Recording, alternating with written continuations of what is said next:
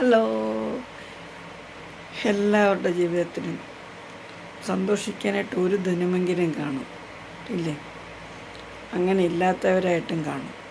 ചില ജന്മങ്ങൾ അങ്ങനെയാണ്, പറഞ്ഞു കേട്ടിട്ടില്ലേ? പറയുന്നത് എന്താണ് എന്ന് നിങ്ങൾ വിചാരിക്കുന്നുണ്ടാവും. ചില ജന്മങ്ങൾ അങ്ങനെയാണ്, ഒരിക്കലും മനസ്സമാധാനവും സന്തോഷവും നമ്മൾ കണ്ടെത്താൻ ശ്രമിച്ചാലും അത് നമുക്ക് കിട്ടത്തില്ല. അതൊരു പക്ഷെ നമ്മളുടെ കൂടെ ചേർന്ന് നിൽക്കുന്ന ആളുകളുടെ ഇതുകൊണ്ടാകാം, അടുപ്പം, അങ്ങനത്തെ നെഗറ്റിവിറ്റി കൊണ്ടാകാം. പഴിചാരുന്നതല്ല.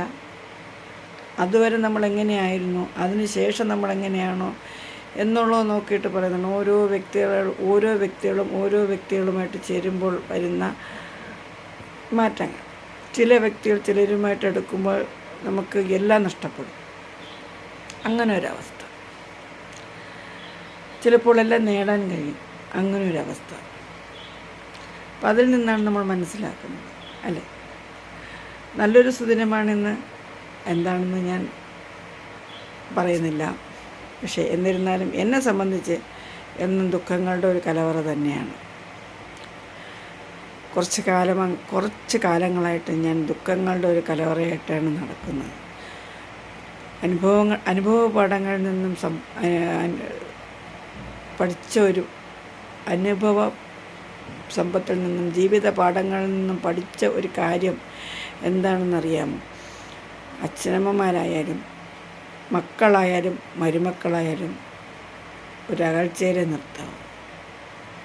പല കാര്യത്തിനും നമുക്ക് നോ പറയാൻ സാധിക്കാത്തടത്ത് നിന്നാണ് നമ്മുടെ തകർച്ച തുടങ്ങുന്നത്.